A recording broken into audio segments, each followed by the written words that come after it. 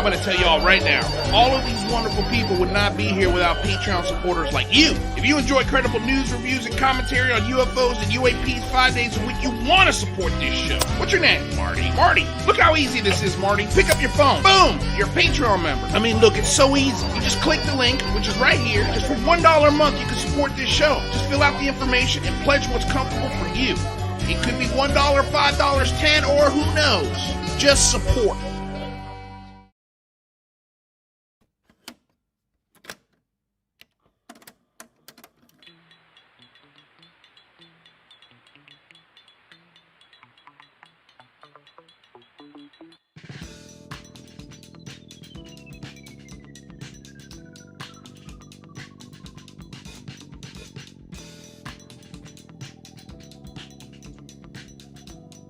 Hello, good morning, good evening, good day, good afternoon, and aloha.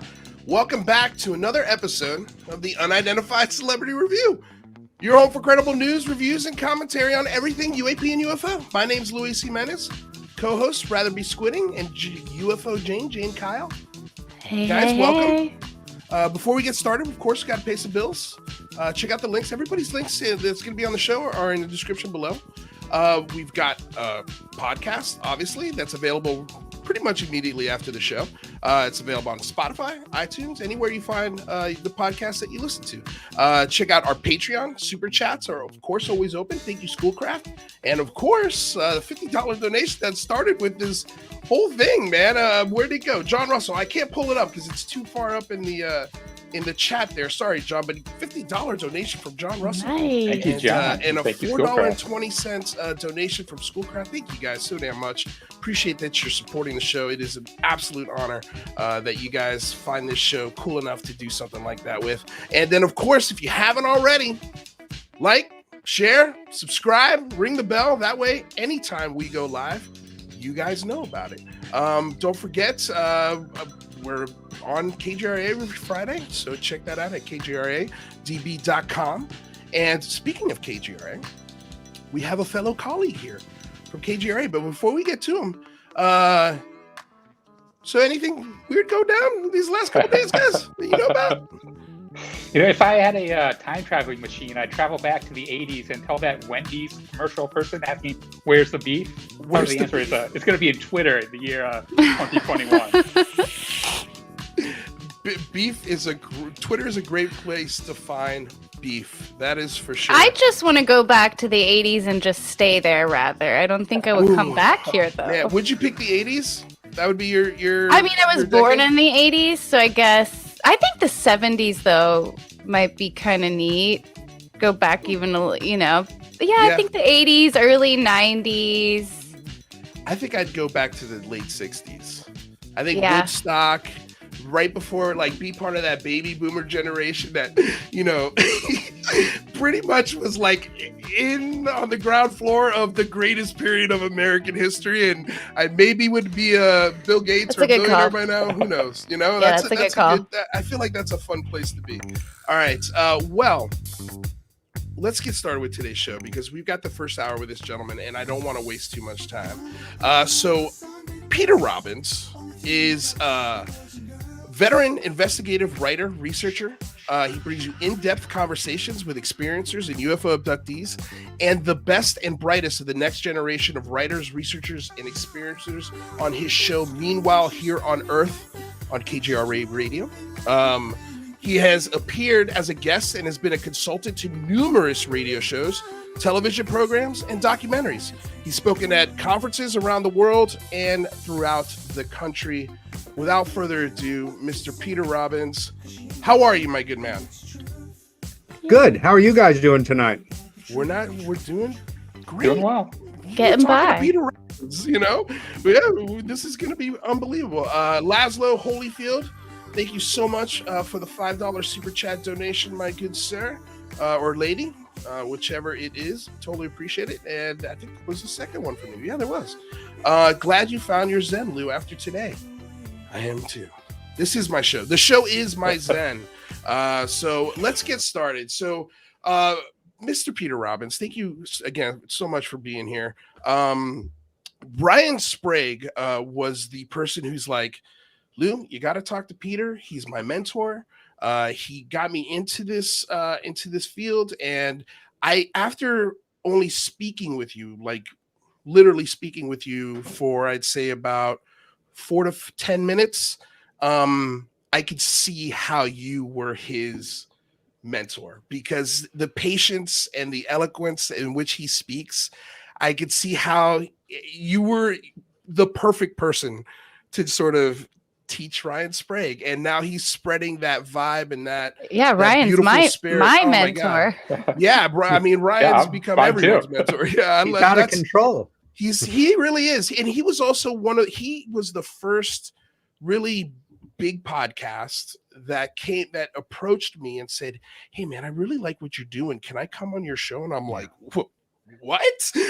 You want to come on you're asking me to come on my show? Okay, and so that's just the kind of guy he is, and I absolutely love him for it. So thank you, Ryan. And he's here, by the way. He's in Scotland right now, watching from Scotland. Lucky guy. So Peter, there are so many aspects in which you're interesting. I feel like you're the most interesting man in the world. Maybe we should pitch you to Dos Equis. That would be perfect.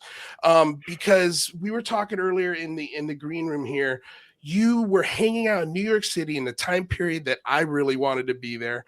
In Greenwich Village, you hung out with Andy Warhol. You were friends with Lee Spiegel, who was going to the UN with Jacques Vallée and Stanton Friedman. And you bring this experiencer discussion to the forefront in a really wonderful, positive way. And that's the thing, to be 100% transparent with you, that I feel this show struggles in, is we have a very difficult time, at least for me. I know Jane feels differently, and Rather even feels differently, but I have a difficult time wrapping my brain around this, like accepting this as someone's reality, right? Yeah. Somebody actually had trauma, physical effects from these things. But at the same time, I'm like, where's the proof? Where's that hard evidence for me? And I feel bad saying that, because in a way, I feel like it sort of degrades the experiencer's experience and their story and their truth. And I don't want to do that. But at the same time, I want to question everything as hard as I can. So how do we navigate that? How do we talk about this where everybody's respected and nobody feels stepped on, even though we want to ask hard questions? I think your attitude is not just understandable, but perfectly rational. If this is something that has not happened to you, and you have not studied the actual evidence, and I mean the kind of evidence that you could bring into a court of law if such things were adjudicated therein, and convict, so to say, how can you wrap your head around the very real idea that people like you, like me, like Jane and Rather, and people in our chat room have been taken from their bedrooms, from their homes, from their cars, from canoes? I had several witnesses on a few weeks ago, a very famous case, the so-called Allagash abductions, who 4 men, old friends who were abducted while on a camping trip in Maine. For me, it begins many years ago, before there really was an area of UFO abduction studies, when my life was all about being an aspiring young painter in New York City. And that was what my life was about, the New York art world. And I was very lucky as a kid. I was very precocious in the arts, studied oil painting when I was 8 years old, ultimately graduated from and taught at what I think is still the finest art school in America, the School of Visual Arts in Manhattan. And one afternoon, I had a memory return from childhood that I had repressed. And I occasionally joke with people that if I have other repressed memories, I don't remember them. But this was life-changing for me. It was a daylight, very unambiguous UFO sighting with one of my sisters when we were kids. And it was the beginning for Helen of being taken. And she told me about her experience, remembered not having to be brought out under hypnosis or anything. And my sister and I were very close. She passed in 2000. And my very best sense was, she wasn't just making this up, certainly. It began with my reminding her of this childhood experience we had had and seeing 5 silvery white disc-shaped objects come in at a high rate of speed over the neighbor's house. Again, before the term gray existed in the language, before the term missing time, when ufology was not, as David Jacobs once said, paying attention to the drivers, but to the cars. And I became obsessed with what had happened to my sister and what were these things and what did they represent. Within a year, I met another painter who was also beginning to be very interested in this subject. Our acquaintanceship very quickly became a friendship. We gave our very first talks together on the stage of the School of Visual Arts. And his career exploded considerably wider and earlier than mine. His name was Bud Hopkins, and he became really the pioneer of scientific UFO abduction studies. During our 35-year friendship, I worked as his assistant for about half that time. And in that time, got to meet with certainly several hundred individuals who really checked out as highly credible from every possible walk of life. And it wasn't just their accounts or their narratives about what they remembered or about what had happened to them, but real physical evidences and real multiply witnessed kind of evidences. So I'm one of those people who has not had this experience, but it's been a long time since I've had the luxury of disbelief. When you have a case, to use the dispassionate term, for a life-changing, sometimes life-shattering experience that people have, where it's not only what they remember or what comes out under responsible regressive hypnosis, but implants that are picked up in the body via CAT scans or X-rays, multiple witnesses who observed on that night in question UFOs over the house, electricity going out in the neighborhood, a history in that area of other similar incidents when it's carefully researched, photographic evidence, what we call trace cases, where physiological changes occur to organic matter, like if one of these things touches down, the effect on the soil and how that can remain for a prolonged period of time and be verified in laboratories. So the evidence is there, and I can certainly suggest some places you might want to look, but it's not something that's best done in the spirit of this internet age of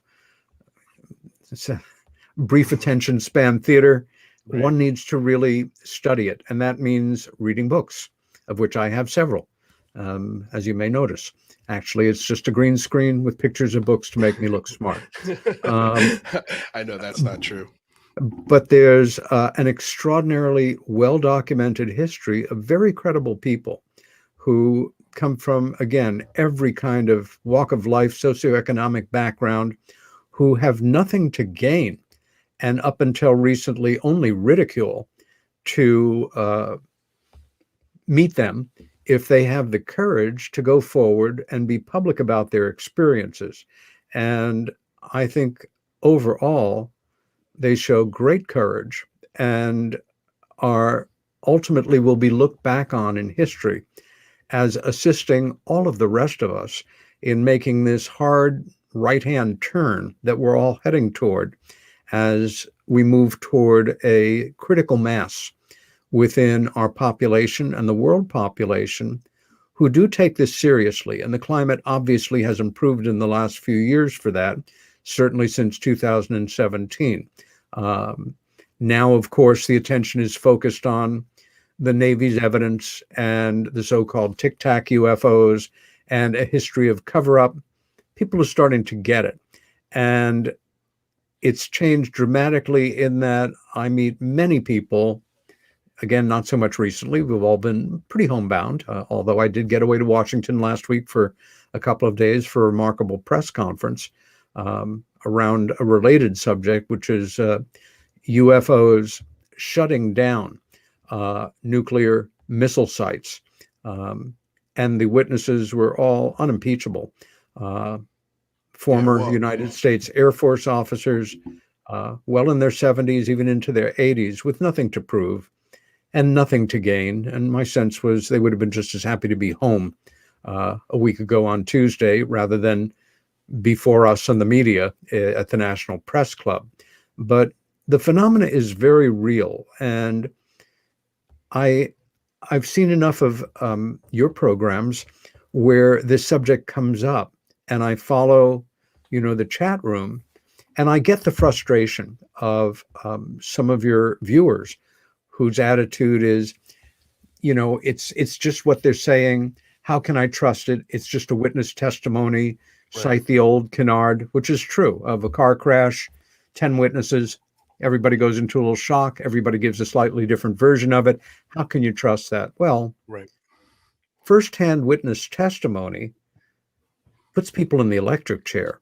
Yes. It is taken very seriously by our legal system. It's just that right now, the attention is on how do we get this damn subject into congressional investigations?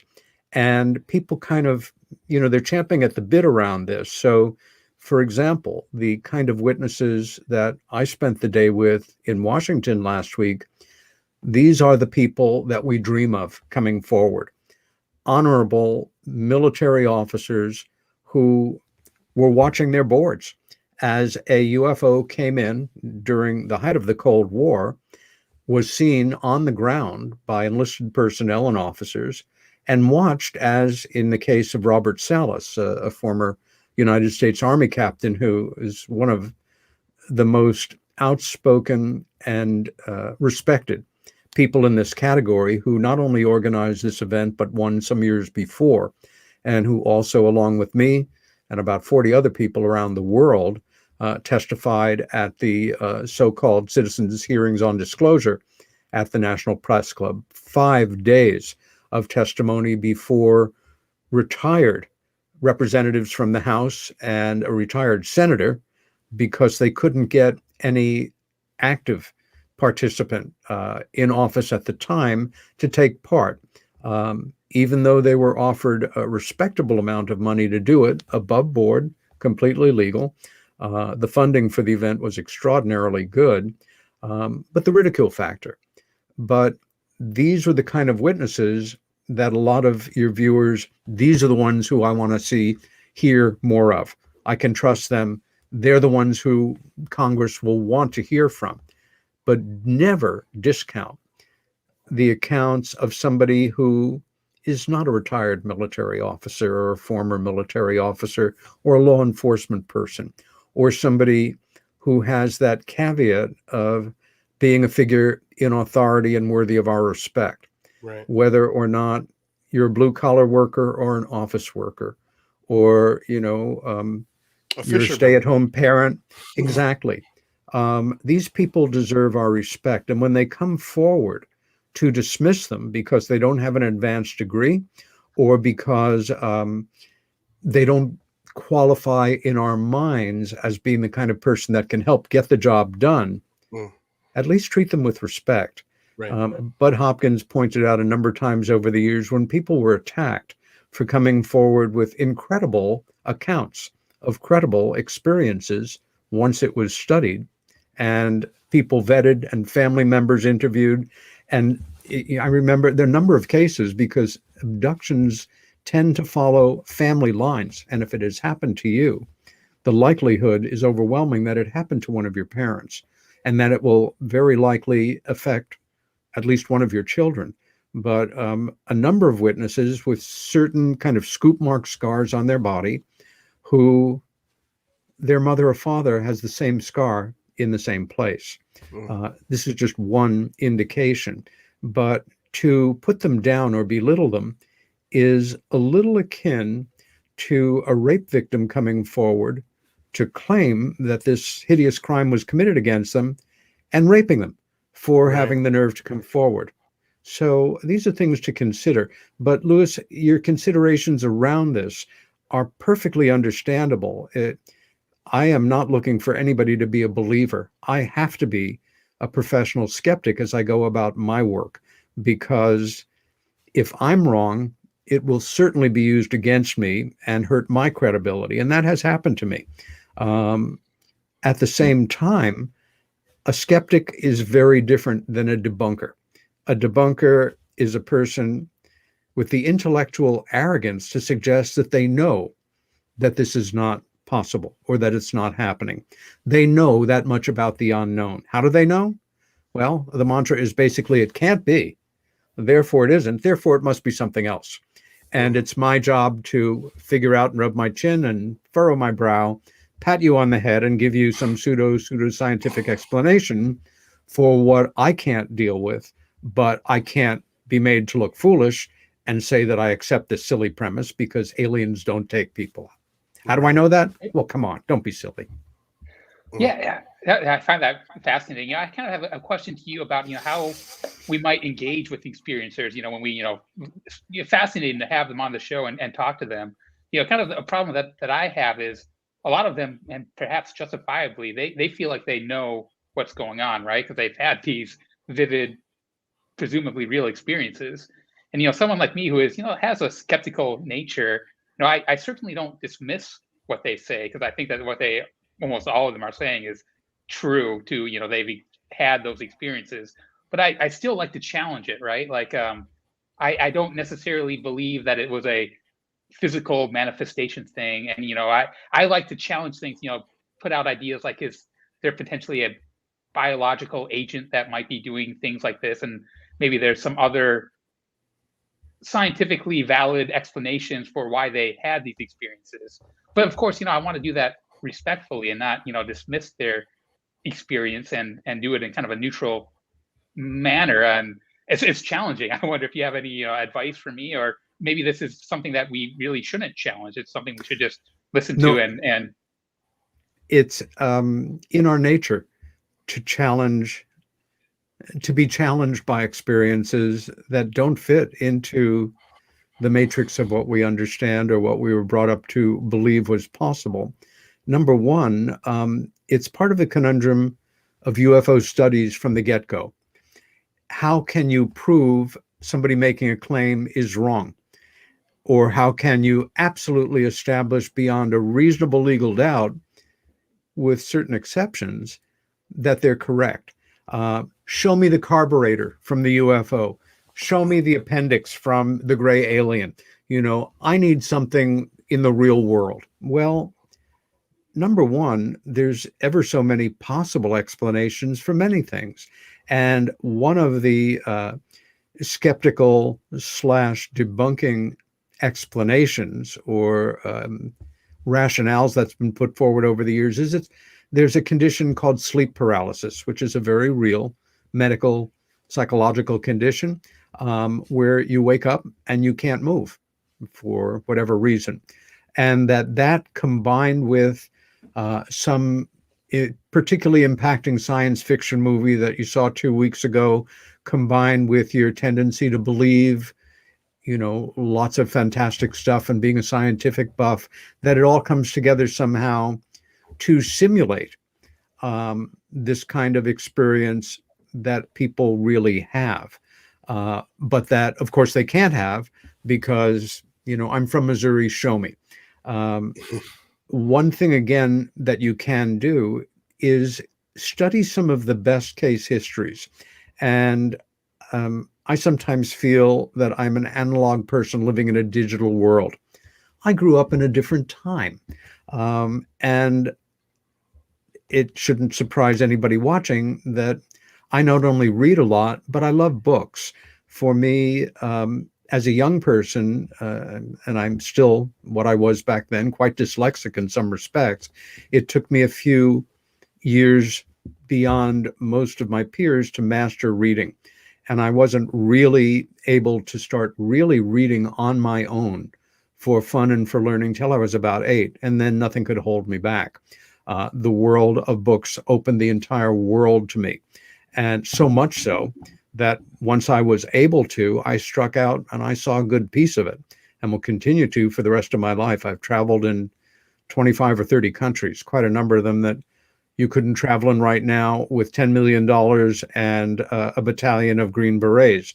But a book, a published book that is annotated, that cites its sources, that is stands the test of time in terms of attacks on or potential attacks on its credibility, is much more valuable than an allegation somebody makes on the internet, or even more so in this age where any kind of image, a still image or footage, can be simulated by somebody, with the right computer programming. You don't need to be a PhD in optical physics to create a really cool illusion of a UFO, for example.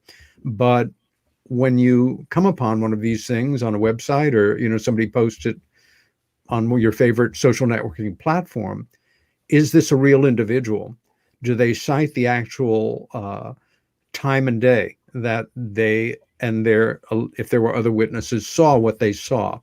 Is there any idea of what the weather was that day? Is there any history of activity in that area? Has it, quite importantly, been subjected to any sort of photo analysis? But it's much easier to just go with the flow and, wow, that is so cool. It sure looks real to me.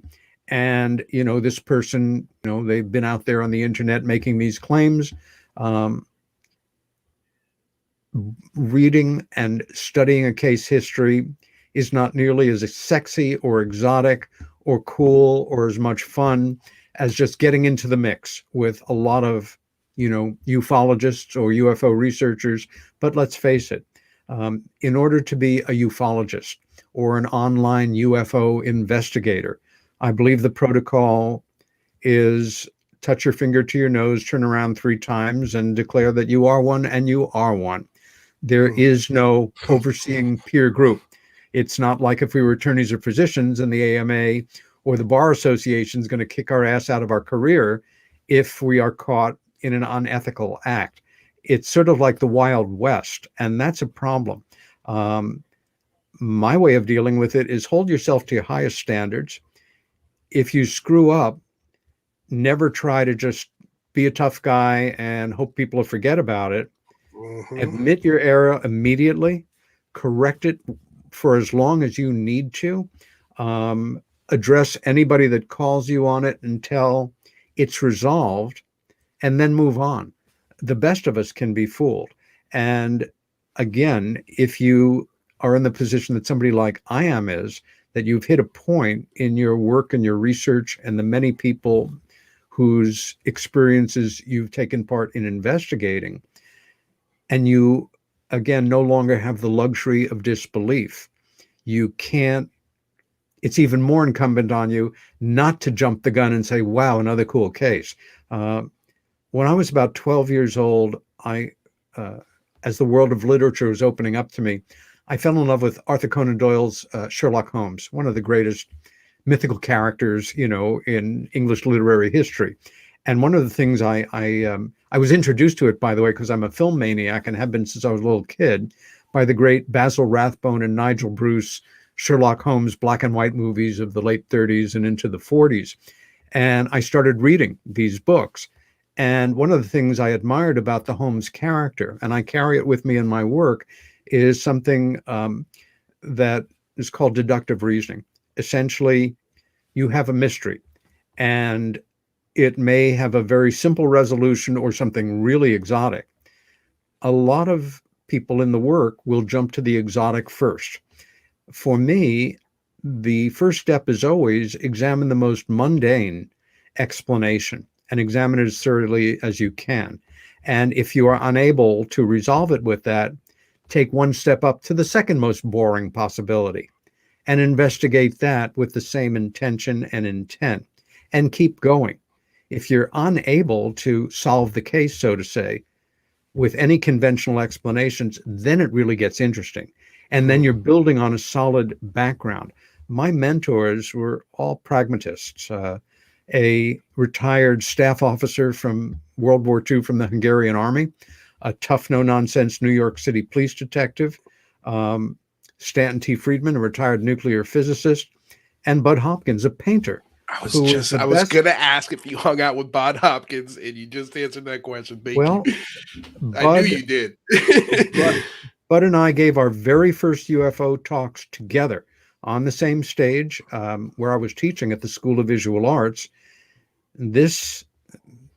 We met 5 years before he published his first book, which was a game changer in ufology, Missing Time. And we went on to become fast friends for 35 years. And I worked as his assistant for almost half that time. And in the 800 or so cases that Bud investigated in his professional life as an investigative writer, as opposed to his career, which never stopped, as a very fine painter in the New York art scene, I was by his side through several hundred cases, including some of the best known that he published around. And for me, one mentor reinforced the values that the other one had presented that were there for me all the time, namely triangulate, build an evidentiary profile of physical evidence, psychological evidence, photographic evidence, trace case evidence, witness-driven evidence, and backing up that witness-driven evidence with often family members, other witnesses, medical evidence, so that you're building a real case. And don't get me wrong, the subject is so complex that I don't know how many dimensions there are to it. I hit a point years ago where I realized, with all the knowledge that I had gained, how little I really knew, and could, again, for me, in the conventional bar that I set, present in a court of law. For a lot of people, it's about consciousness. And I should say here that for, every person that has come through this experience and experienced genuine trauma, sometimes trauma akin to the worst conventional trauma you can imagine. There are people that have experiences that are very positive, that people like the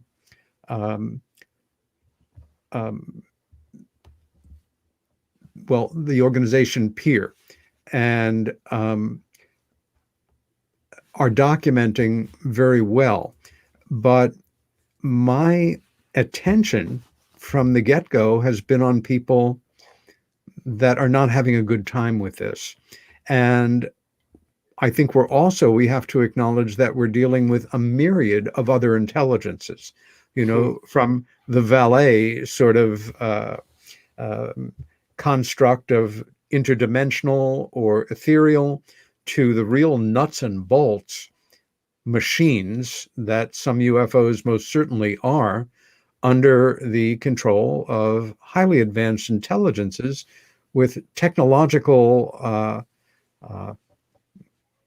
advances that we can't even wrap our heads around. Throw out a number, whether it's 10,000 years, 100,000 years, 1,000,000 years. I always thought it was wonderful in the original Star Trek, the first 2 seasons, which is the only one that ever interested me, really. Other things took my attention after that. It was 300 years in the future. Yeah. And we're out there in the star systems with the Enterprise exploring all of these other civilizations and planets. But I think we always have to be a little humble and respectful of what we don't understand. And I do have colleagues out there, some of whom I like very much personally, who will say there are 39 alien races visiting the Earth right now. They come from, Alpha Centauri and this star system and that star system. This group's been coming here for 378,000 years. Mm-hmm. This group is, here, and they influence this thing right here. My feeling is, and you know this for an empirical fact, how? Well, there's only a few responses you can get. I have contacts deep within the intelligence community, and I only wish I could share them with you, but it would endanger you, me, and them. Mm-hmm. Or they told me, which there ain't no place to go with that one without being disrespectful. Right. Or I read it, or that's what my cult leader says, or. For me, I don't know those answers. I do know we're not alone, and that some of these other intelligences have been interacting with us since time immemorial, affecting our history, affecting our perception of ourselves. We may well be somebody's graduate experiment gone horribly wrong, and they're back to get a better grade. Right. We are only limited in our thinking by our imaginations, and almost anything is possible here. But again, I parse things, and that sometimes makes people a little crazy. You know, you're an expert on this. Well, no, I've never said that, and I'm very uncomfortable with the word, because let's think about that for a moment. It's kind of an existential joke. You're an expert on the unknown. I see. Very interesting. There are certain things that I can prove in a court of law relative to the reality of this phenomena. There are other things that I believe that seriously, but I can't prove. Other things that I think may be. Other things that concern me that may be. Other things that I don't believe. But ultimately, again, this conundrum of prove it. Prove I'm wrong. Right. Jane, what do you have any thoughts? Yes, I wanted to ask you were talking about how you believe that they may have been with us for a very long time. So do you see evidence, I mean, let's just call them the grays, or that the aliens have changed their tactics over time? Because I guess when I look at it, I see that we have almost more physical, almost trace evidence of things like the Travis Walton case, or things like that, where other people witnessed it, and we have the documented missing persons case and all that. And then is it possible that the visitations are more metaphysical now, or more remote now? Have you seen any changes to their tactics? That's a great question, Jane. And I should say we have a good friend in common who is very involved in this work, and that's N.K. Cranda. Oh, yeah, she's awesome. She's going to be at our Halloween party this Friday. So she stopped by our show about a month ago. I think she was here. I'm jealous. I wish I was going to be there too. But number one, we have to remember that if we're dealing with a number of other intelligences, some perhaps interdimensional, representatives of whom are sitting in each of our rooms with us, enjoying this conversation very much, but not accessible to us by vision, or that maybe, and it's all theoretical, some have been more active at certain points in human history and others not so much. I'm not sure what you're saying represents. It's true. But if you're a cat person and you've ever played with a cat by putting your hand, you present your hand and then you put it under a blanket. Cats are smart as hell, as you know, they run our lives, the people, those of us that are slaves to them, and they will immediately suspend reality. Their ears will go back, their eyes will get big, and they will interact with this thing that's moving under the blanket or the sheet that is, you know, an interdimensional creature to them. Then you will take your hand out and show it to the cat. It could care less. You put your hand back, and once again, it goes into this altered state dealing with it. Even though it sees what's happening, its perceptions change markedly. The answer to your question from my point of view is I don't know. I don't know. I think that certainly, let's take the group that we refer to as grays. They are a certain archetype. They have a certain appearance. They're most associated with hardcore abductions, as is profiled in a fair amount of UFO research and become a darling of popular culture, over the last decades. They are most likely biologically produced entities in a laboratory situation by a higher intelligence, unless I'm wrong. And this very nice pair of grays meet at a dance and are attracted to each other and start to date and get serious about it. And ultimately, within or without gray marriage, one gray becomes pregnant and there's a baby gray. And then it starts to do what mom and dad do and take people and return them after they're done having their way with them. I don't know. I think also our conditioning, everything that makes us who we are, the family life that we've had, if we grew up in a religious atmosphere or as agnostics, where we went to school, if we went to school, our other life experiences impact on our attitudes about potential interactions with these other intelligences. And one thing is for certain, though, as far as I'm concerned, they can control our perceptions, certainly ones that I have done casework around repeatedly. And sometimes you can be the person in a crowd to see something that no one else is seeing, or you are the one that is taken and the other person or persons in the room are frozen, or you look across your bed to the window and you see one extraordinary archetype is a 4-foot snow white owl. Well, there are no 4-foot snow white owls that we know of. So one of two things is happening here. Either you are looking at something you can't believe to such a degree, or you don't want to believe to such a degree that your own physiological defensive shock system locks in and you're seeing something weird, but not that weird. Or they are creating what we would call a screen memory, which I do believe is very real. And they are allowing you to see something that is more tolerable.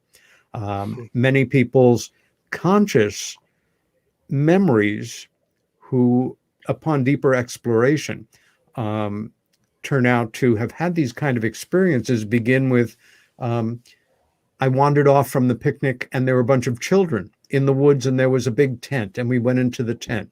Well, if it's explored, and I have to stress here, with a responsible, well-trained, empathetic individual who is a qualified practitioner of regressive hypnosis, I think that can be a very valuable tool. I think regressive hypnosis has understandably gotten a bad rap in some cases because people dismiss it as something that, well, anybody can, get some silly degree or study a book and then say, look into my eyes or watch, my watch on a chain. And there's this notion that there's this kind of clique of people who are mentally ill enough to want to convince people that they've been abducted by aliens.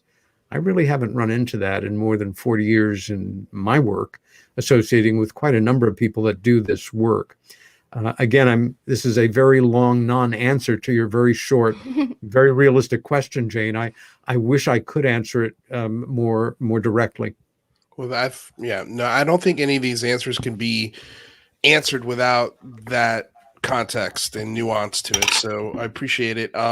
We do have this $5 super chat. I know this has been sitting here for a while, so I'm sorry guys if we're having a hard time getting into super chats, but this discussion needs a lot of room to breathe. So appreciate your patience. But Mr. Robbins, what are your thoughts about Dr. Joe Burke's virtual experience model, if you're familiar with it?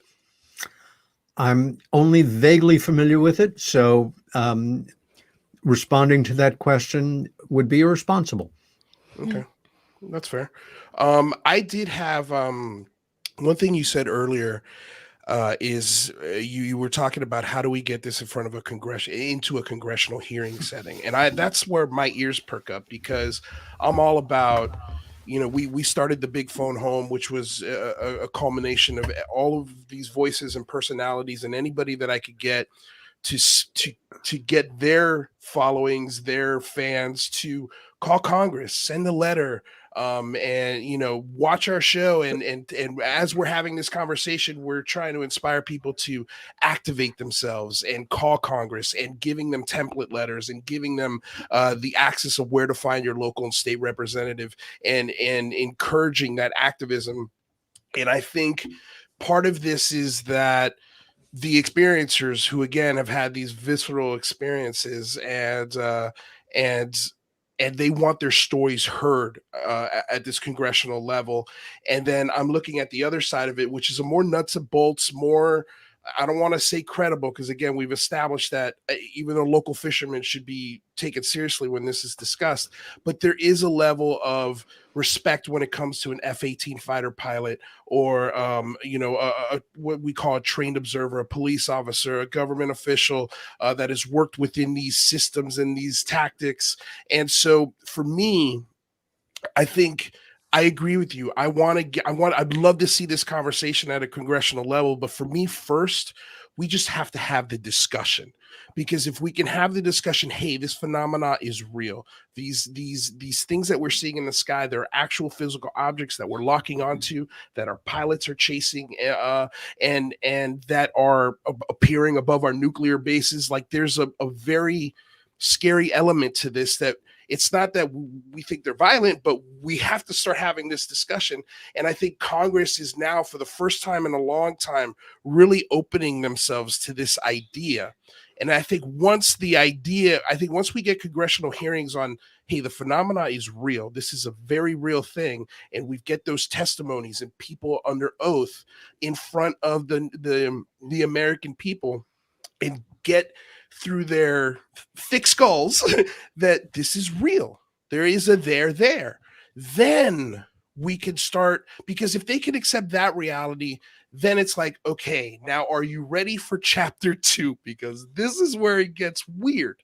But I think there's a fear also that a lot of these very well documented cases, these people who had these experiences, like for example Travis Walton, or Lee Spiegel, or you, like, there's only so much time on the clock, especially with Robert Salas. When he was here, he was angry because he's been yelling at the top of his lungs for the last 50 years, and he's not being taken seriously. And I could see how that is insanely frustrating. Yes. But for me, I'm trying to tell Robert, hey, we just have to get him on this idea of a there. They're like, when we talk to congressmen, when we talk to state and local reps, a lot of these people have not been briefed on the classified briefings. They're just now beginning to learn about it. And now we have laws being written. We have offices being made. The internet is on this. There's the media culture. The way people report on things is a lot different than when we had Blue Book or the Condon Report, or any of these things where everybody knew that this was just BS. They're putting this up to close the issue. Whereas today, I think there's more openness to this idea that this is a real possibility. So that's where I don't know if there's a question there, but how do we, what are your sort of steps, I guess, in how do we get this on a congressional level in the simplest form? Because like when I watch the citizen hearings, right, as much as I love this topic, it's very difficult for me to swallow 6 to 8 hours of testimony. And so I'm thinking, well, man, how do we condense this for a senator so they can understand that this is real, so they can go on with the rest of their fundraising, because that's what they're trying to do. They're trying to raise dollars for the next election. So I don't know if we could present this in an 8-hour format. So what do you think about that? Well, several things. Number one, like it or not, sometimes there is no way around facing the reality that you do need to digest a lot of information to come to the best informed opinion. Mm-hmm. And we live in a society, sadly, that more and more reads less and less for pleasure or for information. Give me pictures, give me film footage, give me jump cuts. And that's a problem right now. The fact that these marvelous handheld devices that allow us to communicate instantly with anyone around the world and bring the world to us in some form or another are also undercutting severely our ability to carry on extended dialogues, conversations, debates with each other, to have a simple conversation, looking at somebody in their eyes rather than tapping away in your hand. Right. I would say we have to proceed on two fronts. Number one, and your chat room comments are moving rather quickly, but I caught one earlier, somebody essentially saying, "But how do we move forward to create a climate for disclosure in the most timely manner that we can?" Yeah. Number one, I think a good example is by chance the broadcast that I did on Monday on Meanwhile Here on Earth, which is all of my shows are on Spreaker, but most of them are on YouTube. And the one on Monday was with Lee Spiegel, a dear old friend and a very distinguished journalist, Stephen Bassett, our only full-time disclosure and UFO secrecy lobbyist, full-time in Washington, D.C., and the remarkable, in fact, legendary civil rights, human rights attorney, Daniel Sheehan, who was an attorney working away on Watergate, Iran-Contra, the Pentagon Papers, who is now in this, up to his eyes, and one of the greatest intellects I've ever met. We were there to discuss October 19th, last week's press conference with these military witnesses at the press club, which Steve and Danny and I attended, and Lee watched in great detail after the fact. I think it's listed as UAPs and Nukes press conference or something like that. But a lot comes up that I think gives us some pointers on where to go. Yes, these military witnesses, and as you say, Lewis, trained eyewitnesses, to encourage them to come forward, because these are the kind of people that our elected officials are the most comfortable having in front of them to be convinced by. Their establishment on a certain level, their bona fides are in place. However, at the same time, do not think for a moment that you should look down at or demean or look less at the value of regular people who have these irregular experiences. Yes, Congress may not ask them to testify, and in fact, I can almost guarantee that. Also remember that this whole process, the government's coming forward, with this report in June, is all stage managed. They've known all of this and more since at least 1947. And we are heading into a rather exciting period of time, because next year, 2022, is the 75th anniversary of Roswell, the Kenneth Arnold sightings, which kicked everything off on June 24th, 1947 in Washington State, and our so-called modern age of UFOs.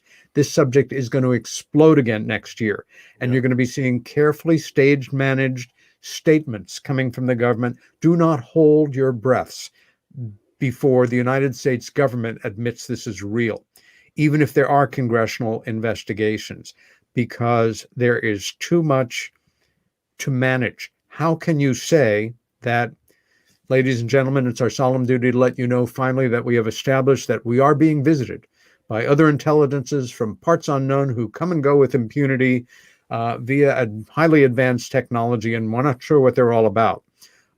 There is two growing groups also that are oppositional, in that one is, it's about consciousness, it's about love, it's about trust, it's about understanding they want to assist us into a higher level of understanding and to find better creative ways to solve the extraordinary problems we have on Earth.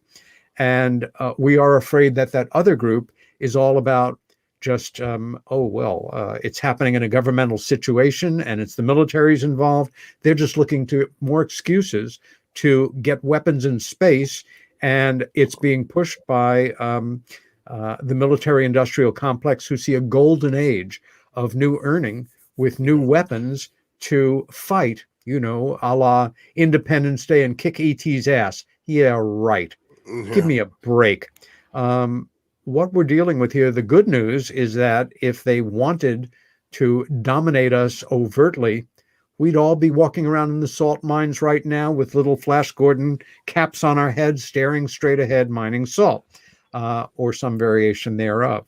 Right. Are they some version of they in charge in some manner or form? It's not out of the question. Do they affect, are the wealthiest and most powerful people in the world fighting to maintain the illusion of control by wanting to be the first to crack the code or make contact? The what ifs are sensational. What we can do most, though, is help educate each other.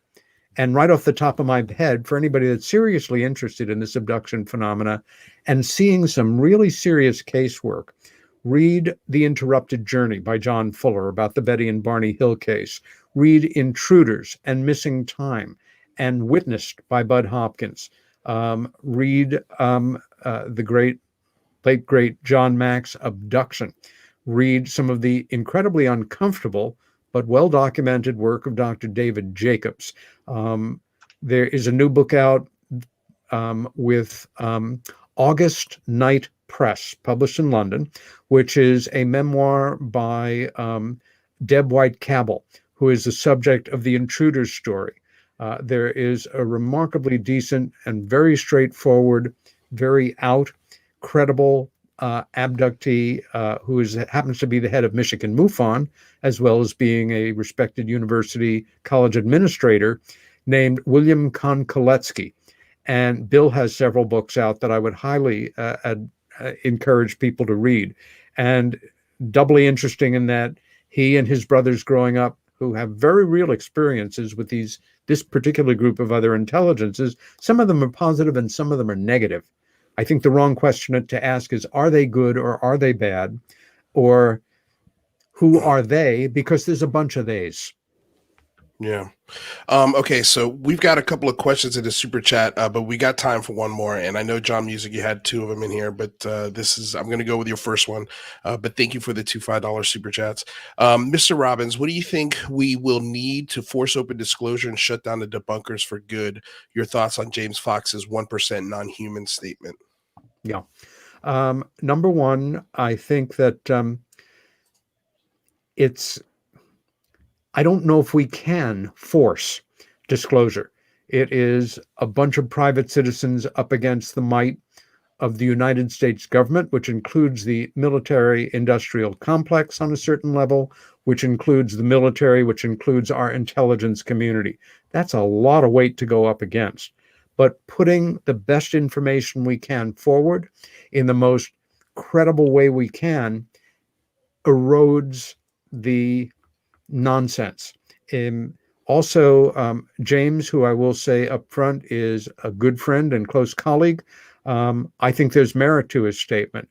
And I do think part of the problem of disclosure is full disclosure. I started to say before, how can you go forward as, say, the President of the United States or whomever, and say, my fellow citizens, it's my solemn responsibility to acknowledge that we are not alone in the universe, without somebody saying, what about this thing of abductions and missing pregnancies and hybrid beings that are part us, part them, and underground bases?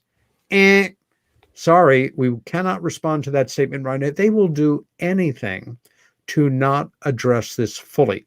That's why I think looking to our government to disclose is something we should not be holding our breath about. Congressional investigations, on the other hand, are a real possibility.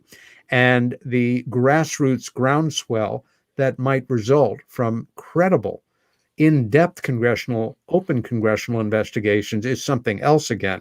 And that is something we can push for in the old-fashioned ways that you discuss. Write your congressman, write your representatives, let them know how you feel about this, direct them to information sources.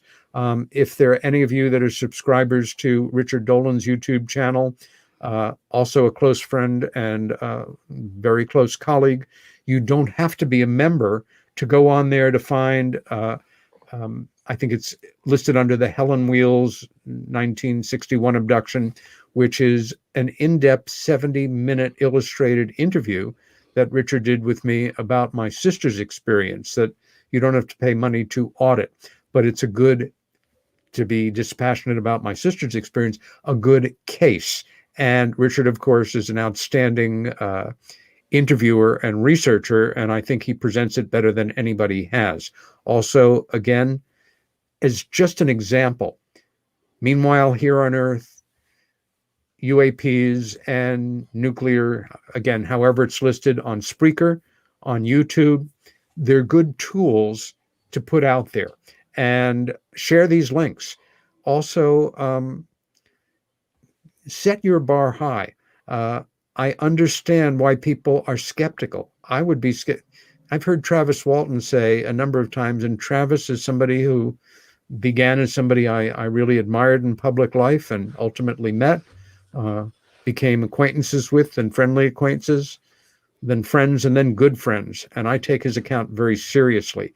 The best account of the Travis Walton case, which I think is also something of a code breaker in terms of its importance in the world of credible abductions, is a marvelous documentary that was completed about 5 years ago by a wonderful filmmaker in Philadelphia named Jennifer Stein, called Travis, The True Story of Travis Walton.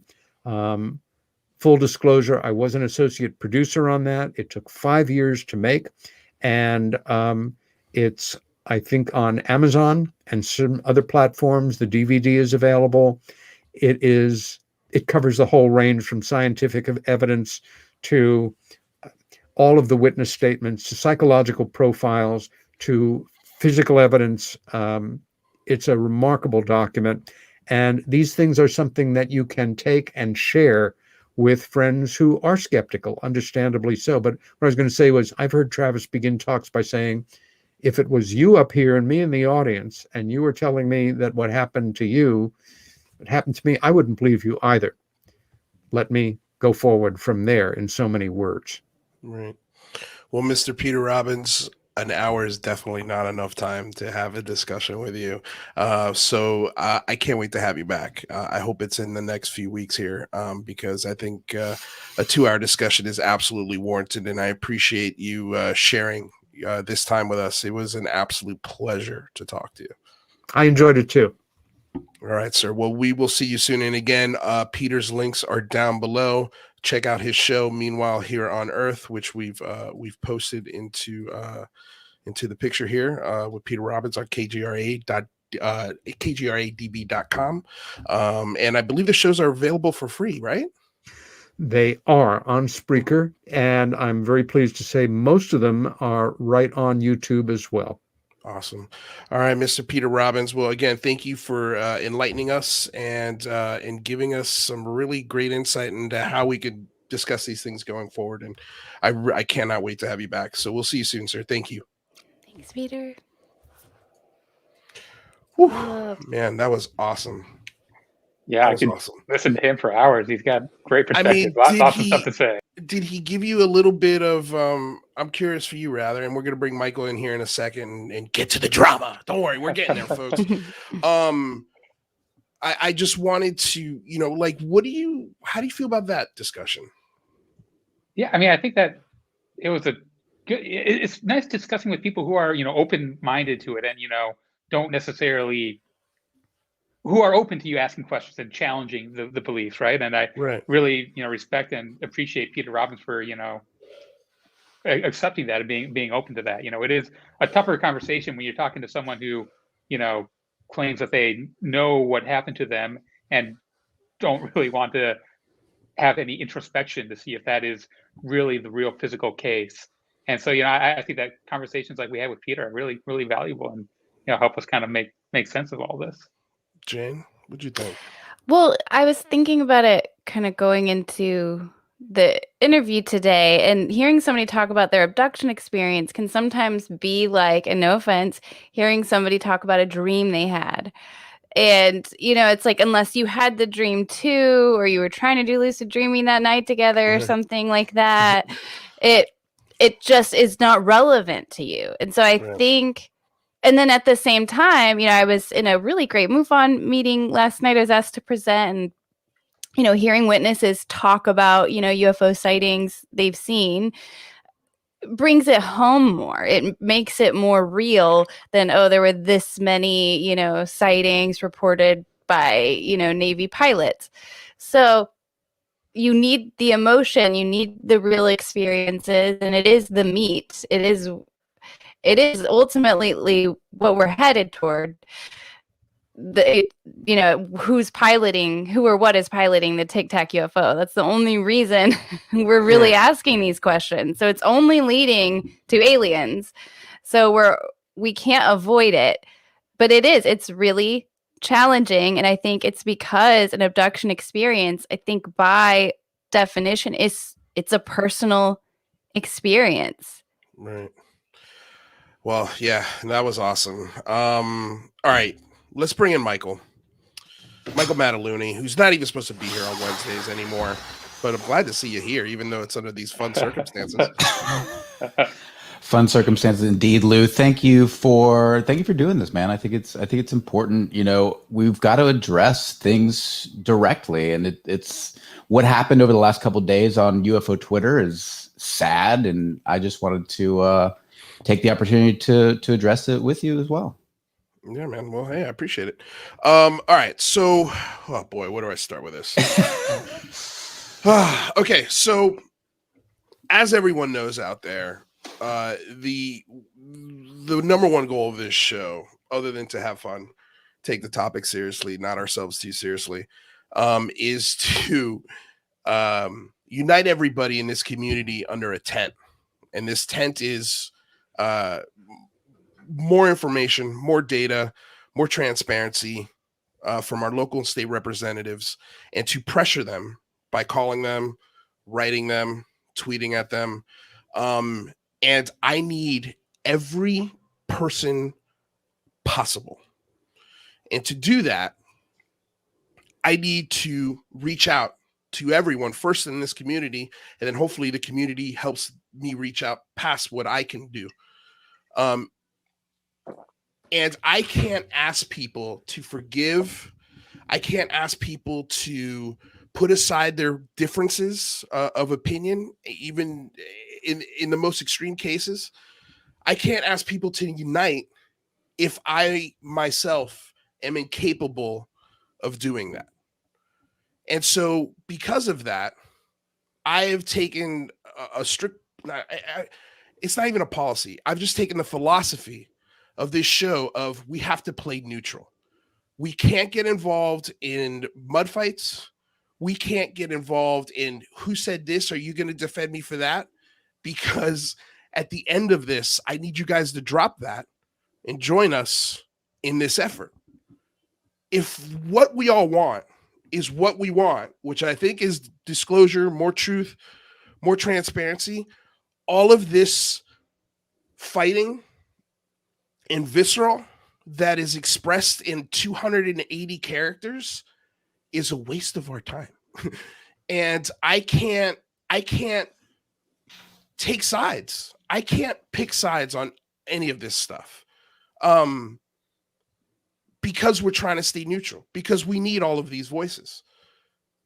And so, with that bipartisan mindset, we do our best to not have Twitter fights. And I think since this channel has reached 1,000 subscribers, especially because this is the largest growth of the channel since then, we've done our best to avoid this stuff. And I think we've done a pretty damn good job. In the last couple of days, there was a tweet put out by Alex Dietrich, and she was saying she was being harassed, called at work to get interviews from her, which is horrendous, ridiculous. I didn't even know, how do you even do that? Like, do you think she would say yes if you called her through her job? Yeah. What are they Absolutely trying to insane, right? accomplish? Yeah. So I clicked the like button on that, not knowing what the hell was bubbling underneath it. And so we get a response to that from Jeremy McGowan, quoting Shakespeare. I don't even know what the quote was. But the lady doth protest or something to this effect. The lady doth protest. Which was... which I don't even know how that relates to what was going on with that. And so Alex Dietrich responds in a way I've never seen her respond to anything. When I think of Alex Dietrich, and shout out to Mick West, who's in the chat, secretly loves the show, but won't admit it. She was masterful in how to deal with a debunker or a skeptic like Mick West. She laid out the playbook on how to do it. It was amazing. Some of the most tactful discussion I've ever heard in this community. And for me, she is the absolute crown jewel of this discussion. We've done nothing but give her adulation and humility.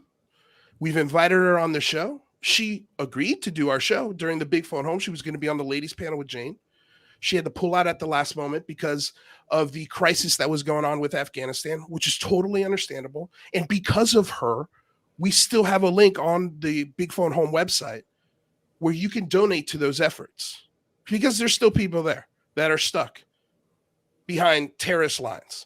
We could get into the nuance of whether or not they should be there. That's a whole nother discussion. But we've respected every ounce and every word that she's ever said. And with her response to this, by taking pictures from a fired employee of UAPX and then publicly posting them on her timeline and calling Jeremy McGowan a snake and a con artist, because apparently he put her in touch. I can't remember who from Skinwalker Ranch, but that was going to help her possibly get some people out of Afghanistan and helping with those. Jeremy McGowan and Alex Dietrich were talking at a level where they had each other's phone numbers. So there has to be a pretty deep, somewhat of a deep history for you to get to a point where you have each other's phone numbers and you're texting back and forth. At least I would think. Or at least a connection, right? They connected. Right? They connected off of Twitter. They clearly had a cordial relationship. In this UAPX discussion, which was a private discussion, Jeremy was describing trying to get her to come on a podcast as stroking her and feeding her ego or being nice to her so he could get the interview, which is a terrible way and a disgusting way to try and get somebody to join your team to help you do research. There's clearly that request is not starting from a level of respect, right? So then this is where things got out of control.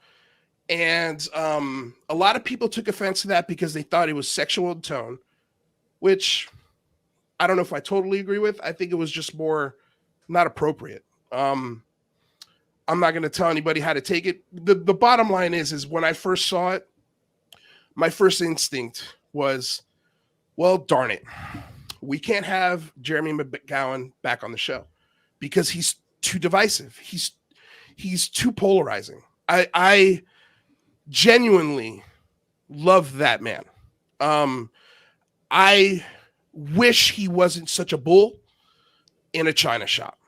If you just apologize, genuinely apologize, instead of digging your heels, and this is what we love to do in this community, dig our heels in the sand and stand your ground. I think it's a poor move. It doesn't look good for anyone. Getting those pictures and posting them publicly, it was a move that I would not expect Alex Dietrich to do. I would expect more tactfulness from her. I would expect her to take care of that privately and not put this in public, but it was made public. And so because people thought it was a sexist comment, because people thought it was whatever kind of annotation that they had, I was called for some reason into this to defend Alex Dietrich. For some reason, UFO Twitter decided that Luis Jimenez is the guy that needs to make a stand on this clearly personal feud. I don't do that here on this show. And I already explained at the beginning of this why. We don't get into Twitter fights, man. It's a waste of my energy. It's a waste of my time. It's a waste of my soul. It's the ugliest part. It's the underbelly of this community. And I want nothing to do with it. With that, between this argument, our show got gaslit in the process. We were accused of being sexist, misogynists,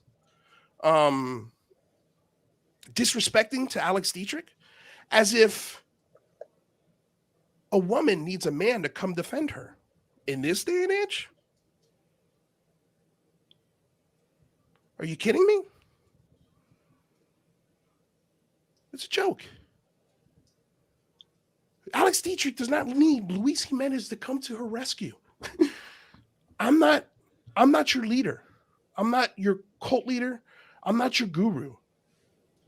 I'm here to try and unite you guys. And I am doing a terrible job at that. I don't think it's possible. I think that's part of maybe this. Maybe it's not. Maybe my dreams are too big. Maybe this is just a too crazy of a concept for people to put down their pitchforks and their swords and say, you know what, this is a waste of energy.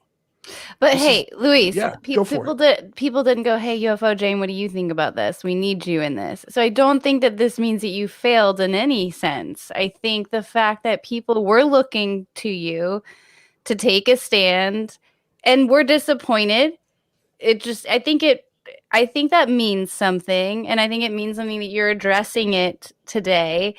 And yeah, I mean, I think that's all I can really say, like, to that extent. And then the other thing I would just throw out there, remember, this isn't like there was this UCR YouTube set and Jeremy picked up a loaded gun that rather passed him and he pointed it at somebody and killed somebody. That's not what happened today. So I do think perspective is important in all of this, especially like with the really intense conversation we had with Peter Robbins and thinking about the abduction phenomenon and how dark that is. There's so many battles and there is a lot of potential darkness out there. So I do think for everybody listening, I'm a limited human being. I was just limited literally in my time and even processing and even understanding what was happening. And so I'm sure I wasn't the only one, in that boat. And we have to be forgiving of each other and our time and that we have to give. Yeah. Well, I didn't address it because this is the ugliness. You know what I mean? Once you get dragged into this ugliness, then now you're looked at taking sides. And so half of this community is already they're going to check out because they're like, well, look, this guy's a snowflake. And so if I say something to defend it, I'm a snowflake. If I don't say anything, then I don't have the guts or the testicles, because for whatever reason, people think you need testicles to be brave. Not the case. Don't need them. And then if I agree with McGowan, then forget about it. Like it's the problem is that part of it is McGowan has done stuff like this, has done what Alex Dietrich did. And so now it's happened to him. And it's like, dude, you can't get mad at that. You can't. You don't have the right to. You just don't. I understand, and this is something that has been expressed to me, like, you're starting to be a leader in this community. You're starting to be somebody who's looked up to. I don't want to be looked up to.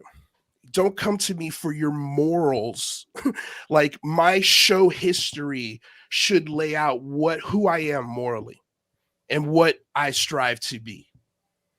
You know, like do I need, so if I say I'm taking a stand, no abuse against women. So how many other stands do I have to take to make it clear of who I am? Like, do I have to say I don't believe in racism for people to go, oh, he's not a racist? You know, like, where does it end?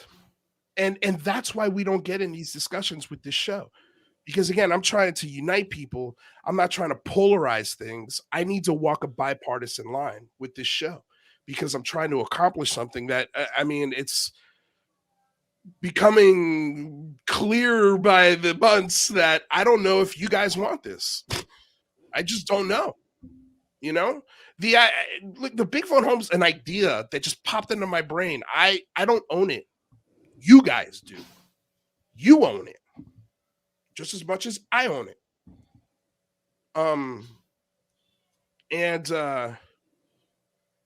You know, like I'm disappointed in a way in Alex Dietrich because, you know, she liked every single one of these tweets that opposed our show, denounced our show, you know, made all of these wild claims. And since then, I've already gotten apologies from half of them. Yeah, I mean, I would love her to be on the show. I respect the hell out of her. The door's always open for anyone to mend a bridge on this show. Even well, and that's what we wouldn't be in trouble right now had we not mended bridges with McGowan. We were on the outside. McGowan blocked us.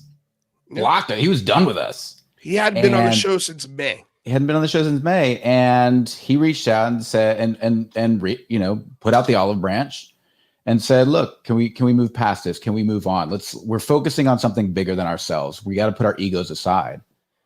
And we did. And then, but we did knowing, hey, we know the warning signs. We know what to look for.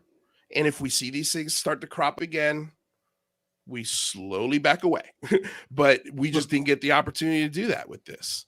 And because he was on our show twice in the last month and a half, for some reason, he's linked to our show, which is confusing to me. But rather, you were going to say something. Well, I mean, I think this is one of the problems with Twitter, right? Is that everyone kind of expects an immediate response to something that happens, and they want their knee-jerk reaction. And, you know, it's hard to do that for complicated issues like this. You know, I think after some reflection, you know, it turns out, you know, yeah, Jeremy McGowan was kind of acting like an asshole here and had some problems. But like that's, you need some reflection to go on, you know, slam someone in public. You know, that's not. But not only that, in a knee-jerk, you know, 30-character tweet.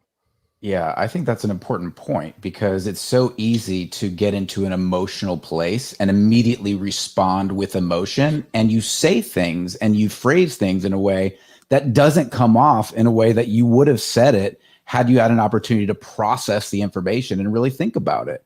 And so, you know, I put my foot way up in my mouth when I spoke for Alex Dietrich, when I said, Twitter's not a real place. Alex is fine. Jeremy's not associated with our show. He's not a part of our show. We've had him on once or twice and since May. Yeah, if everyone thinks that picking a fight with Alex Dietrich is going to make us want to put him on the show more, they're crazy, right? Yeah. Right. And then, you know, and Alex took that as, you don't speak for me. And I was like, shit, she's right. I don't speak for her. And I shouldn't have spoken for her. For that specifically, I'm sorry. And I apologized to her immediately. But that's oftentimes not good enough. And this is the problem, is that when we're in this emotional state on a social media app and we react and say something we didn't completely bake in our minds, and then all of a sudden you're put in this box. And so we have a culture problem when it comes to social media. We have a culture problem when it comes to communication. And this is a tiny piece of a much bigger problem that we're facing as a society.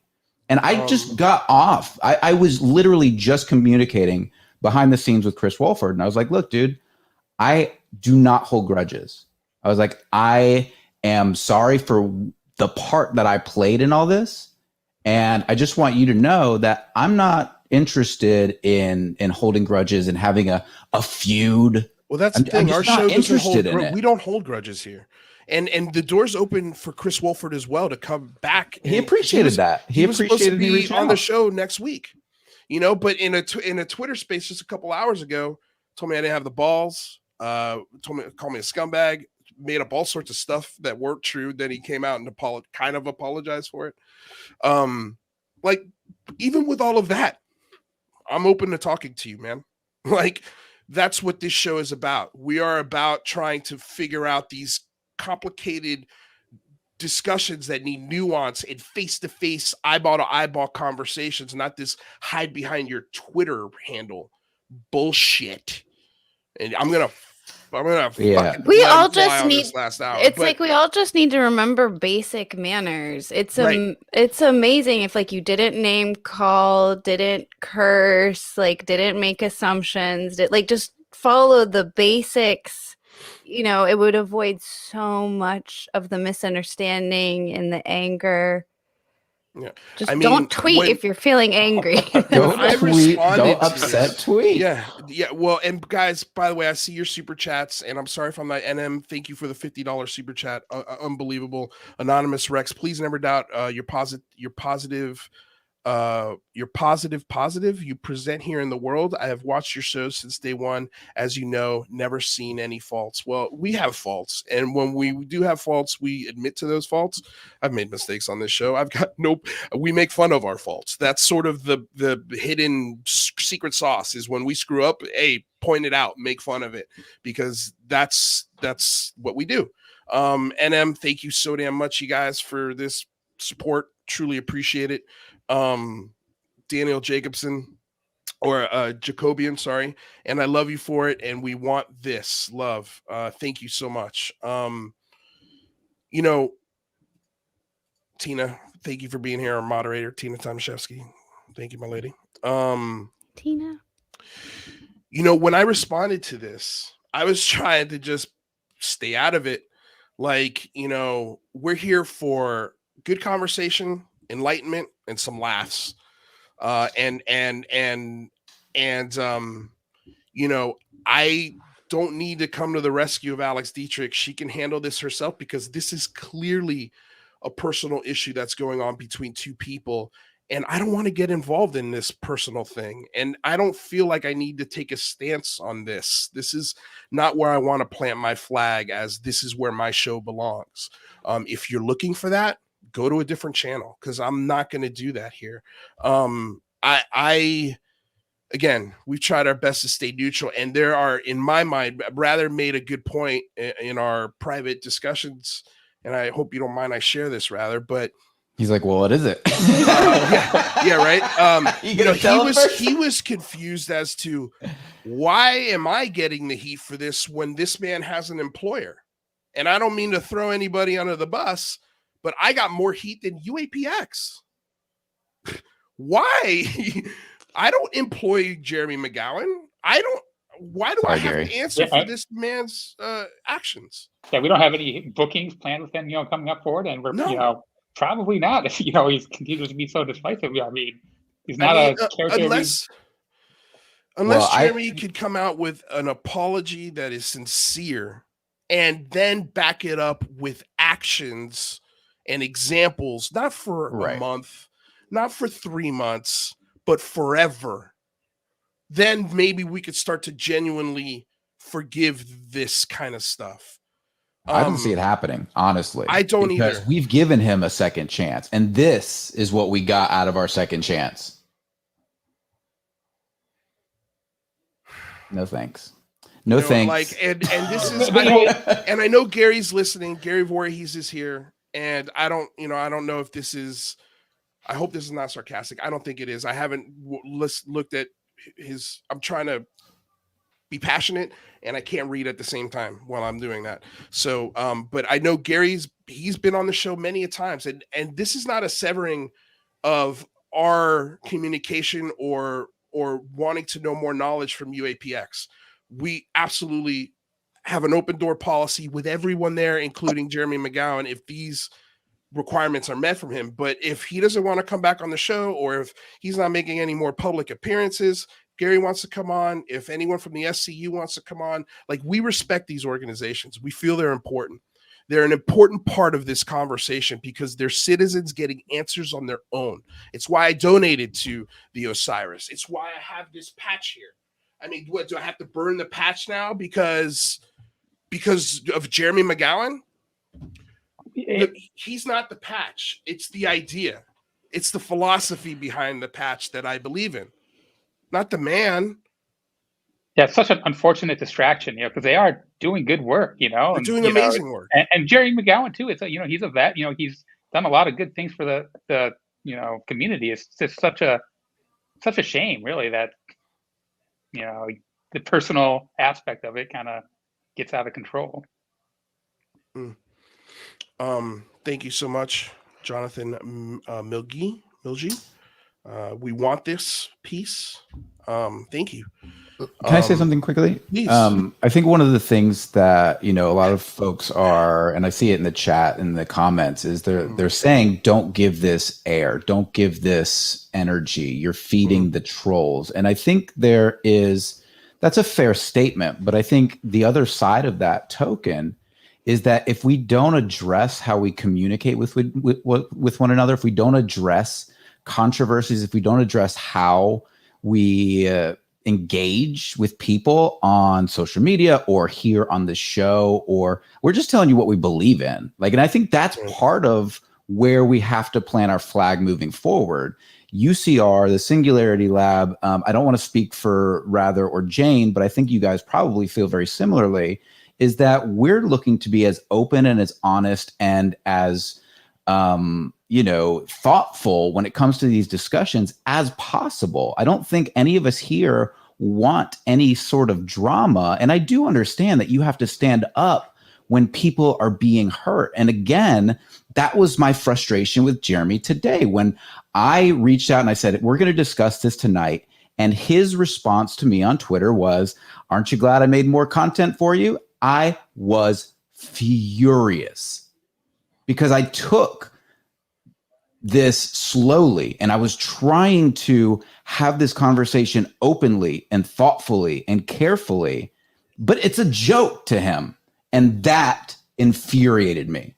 And so I will no longer have anything to do with Jeremy McGowan for that reason, because it's a joke to him, pushing people's buttons, hurting people, getting people upset to make something interesting for himself. That I just will not stand for it. Yeah. I'm with you, man. I'm absolutely with you. And yeah, there's some people that want to move on, but hey, look, man, we have to give our philosophies on the show because clearly people don't understand what we're trying to do here.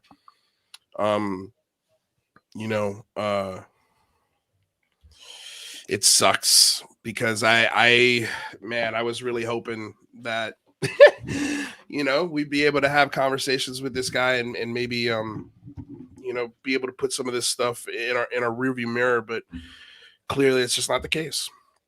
It's not the case. Alex Dietrich and Jeremy, those are two individuals, and we don't know what, they're going through today. And I think all of us only wish the best for them. I hope that's really clear to everybody. And I think to that extent, it's the community, right? So, we can't control what Alex Dietrich thinks of us or Jeremy thinks of us, but the community does not have to split up over this. You guys can all support both of them or one of them, whatever, and still watch UCR. So I think we're better together. We really are. And I promise you that there's people in the chat that are going to have a bad day in the future. You're going to say something you regret to somebody that matters a lot more than UFO Twitter. And you probably have it in your past. So we have to be forgiving of each other. We are not secret, perfect aliens streaming. We are all human beings. And if we put Luis on a pedestal, Rather on a pedestal, they will get taken down. I mean, no offense. No, I don't want to be on anyone's pedestal. Yeah. You're my equal.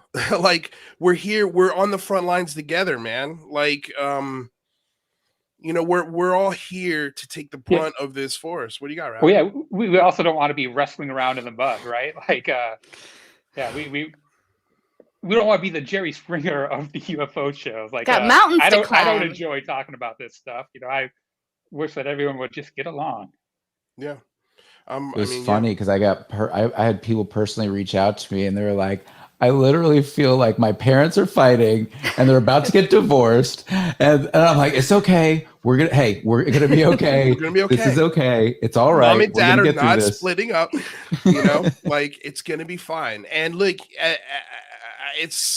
I'm going to have to turn around and laugh at this because I couldn't write a script this crazy. Like just it is hilarious how crazy this got out of control, but I felt, it irked me, man. Like it cut a little close to the bone, because I feel like we're almost at 300 shows. We're going to be on our 300th show on Monday, and I won't even be here for it. Like look at the body of work, and I'll be honest with you. And part of that body of work, if you really want to go through that much stuff, you don't have to. I'll just tell you, I was angry for part of it. I was the angry guy because I felt like I was getting duped, and I wanted to call everybody out. And guess what? Nobody was watching. Nobody was watching because nobody wants to have that kind of attitude with this discussion. And it really changed my philosophy on how to look at everything. This forgiving philosophy, this is new to me. This is not something that I was born with and I've been doing all my life. Like I'm a very stubborn person. I like to be right a lot.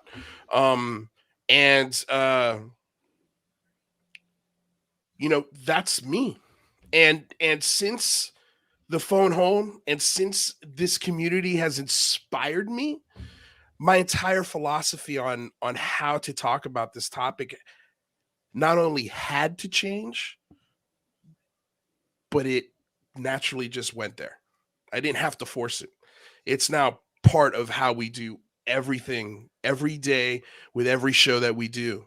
This is the philosophy, man. And I hope you guys are here for it, and we did not mean any disrespect. We do not condone bullying anyone, let alone women or people that are perceived to be weaker than you. There's no excuse for that. There's no place here for that. But I don't feel like I should have to say that. I think it's fucking obvious. Hopefully. Should be. Maybe it's not. Maybe that's the thing, though. I think UFO Jane brought up a great point earlier about, you feeling like you're kind of, failing at bringing people together when in fact you were the one they reached out. They didn't reach out to Jeremy. I mean, they didn't reach out to Jeremy Corbell. They didn't reach out to Lou Elizondo. They didn't reach out to, UAPX. They didn't reach out to fucking Avi Loeb. They reached out to you. I understand. I get it. I get that. But they've never done that before. And the reason why I don't think anybody's ever done that before is because I never comment on stuff like this. Just go through the record. We don't comment on stuff like this. Yes, I am trying to stay neutral because I'm trying to be bipartisan. People don't like to hear this, right? But I'm going to use the extreme. If you're dealing with a racist and you want him to understand and start to calculate his way of thinking or her way of thinking is absolutely warped, you have to engage them. You have to talk to them. Yeah, in some cases, you even have to hug them. It's the only way. It's the only way. Communication, dialogue, human contact. These are the things that change the world. That's why I don't deal with this stuff, because those are the connections I'm looking for, not an argument and not to plant a flag in a 280 character box. It means nothing. Yeah, it was interesting. You brought up that point about, reaching out to your enemy. I don't know if you guys ever heard of Daryl Davis. He was a black musician who actually got over 50, I believe, white supremacists to give up their Klan cloak. members. Yeah, but like 50. And you know what he said? He did it. He said he did it with music. Yeah. He said he would sit down with these folks and he would start to talk about music. And then once they had a mutual interest in a piece of music, that opened the dialogue and they could start to have conversations. And eventually he was able to walk them back to a point where they were willing to give up their KKK hoods. Right. And that's, you know, that's not, we're not here. I don't think that's us. Well, no, but it's not true because that's not true. UFOs are like music. Exactly. Yeah. That's what I'm doing with this show. I'm using UFOs as, instead of music, just plug in UFOs. Right. And that's what I'm trying to do with this community is, hey, we all agree here, right? We all agree that the government, that we should all start pointing up, right? Everybody knows that this direction has more information. Not this direction, not this direction, this direction. Up. Start pointing your voices up. And the common thread for that is, again, Hillary Clinton, Marco Rubio, opposite spectrums of this. You put them in a room and you say, hey, only UFOs talk for 2 hours. They're going to come out of that room with more in common. I promise you. They're both into the topic. They're both going to come out with more understanding of each other. And that's what I'm trying to do with this topic. And I can't take sides. I have to be the topic. I have to be the point of unison here. It's not only not taking sides, it's just kind of like being a little bit above the fray. You know, it's not Correct. our job to be the referee on everything. You know, it doesn't mean that police. we don't have our own opinions about things, but it's not necessarily our point, you know, our job, or you shouldn't look to us for that sort of guidance, really. Right. Gary Voorhees Jr. with a $5 donation. And he says, no lost love for me, y'all. I will be here working towards our goal until the very end, looking forward to working with anyone. And he will be in the Discord server after the show if anybody wants to hang with Gary. Is he? That's what he said. Oh, by the way, our Discord link is working. For some reason, I don't know when, it just stops working. So just let us know when that happens and we'll get a fresh link in there for you guys. But the links in not only the link tree, but also below in the description, the Discord should be fully connectable. And join us. It's a fun place. Yeah, a lot more fun than UFO Twitter. That is for sure. There are some unsavory characters abound in our Discord too, but you can just ignore them. Well, man, point me one aspect of life that doesn't have unsavory characters. You know, go for it. And also, I love like part of this that really humored me was, oh, you know, they don't even vet their guests. They have on this person and that person and this person. Okay, please do me a favor. Show me the show, the UFO show, that hasn't had a guest that has lost their shit or has said something insanely crazy with an ism at the end of it. But just Please not point me to that not show. just UFO show, just show. I mean, Show, is anybody watching podcasts? Yeah. I mean, like, we do a show 5 days a week, essentially. You know, we're not CNN. We don't have a team of you know, It's live. interns and researchers behind this wall. It's my living room. You know what I mean? Like, anyway, should we take some calls? You guys want to take some calls on let's this? take some calls. Let me get my phone call set up. Hey, what do you think Lou Elizono's neck thinks about all of this? Oh my God, brother. Oh my God, brother. I mean, we'll find out, I guess. All right, we're doing this, huh?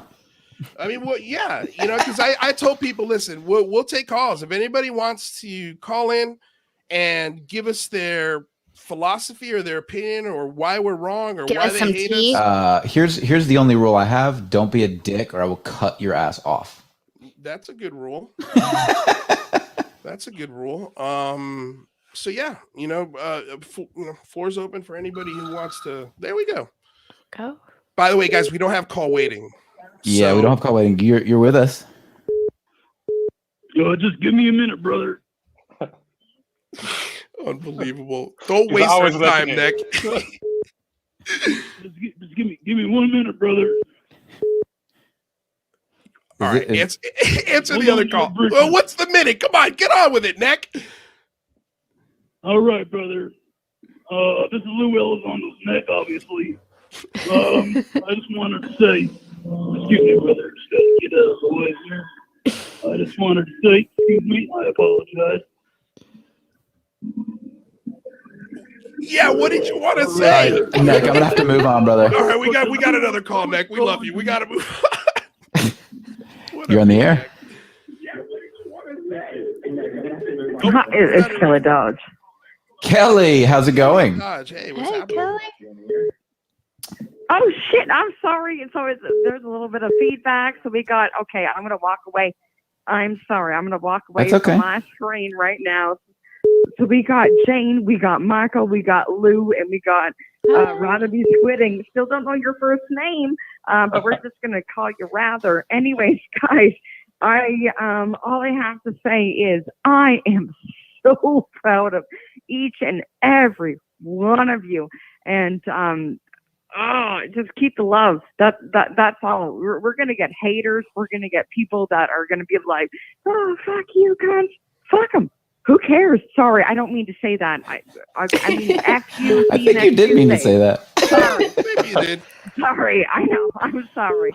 But I am just so proud of how you have handled all this quote unquote drama. We appreciate it. We appreciate you, Kelly. We appreciate your scenes behind the your work behind the scenes. That is, it's truly appreciated. But listen, we got to move on because we got another person on hold. I think we're going to cut the hotline. I put the link to the show, so if you guys want to call through the show link, and you don't have to turn on your camera, we've got Milius and John Russell waiting in the wing. We'll take this last phone call, and then move on to the chat questions. I got to get call waiting figured out. Yeah, that's okay. You're on the air. Can you hear us? You're Caller? live. Hello. Hello, caller. Caller, you're on the air. All right, let's move on. All right, we got another one. Maybe Hold they're on. calling back. Yeah, maybe that's them. You're on the air. Luis Jimenez, brother, how you doing? I am currently back on air. Please give me the time here. Luis, brother, I just wanted to say that I'm currently ready to travel to multiple time dimensions, brother, and I need you to listen to me, brother, and I need you to listen to me now, all right? Oh, it looks like he's actually slipped out of a different time dimension. You're on the air, caller. Well, hello, Michael. Hello. Who am I speaking with? It's bottled water. It's bottled water. Bottled water. What's Hello, going on, bottled brother? Water, what's shaking? Well, first of all, like everything that's gone on, bunch of bullshit. Like everyone, there's just some people that just don't need to be a part of the conversation. Well, and I I'm mean, gonna go on a little bit of a serious note here. okay. If you're gonna be in a hole in the UFO community, just move along. Like we don't need that. We have enough problems. Hmm. Fair? So basically, your advice is don't be an asshole. I agree.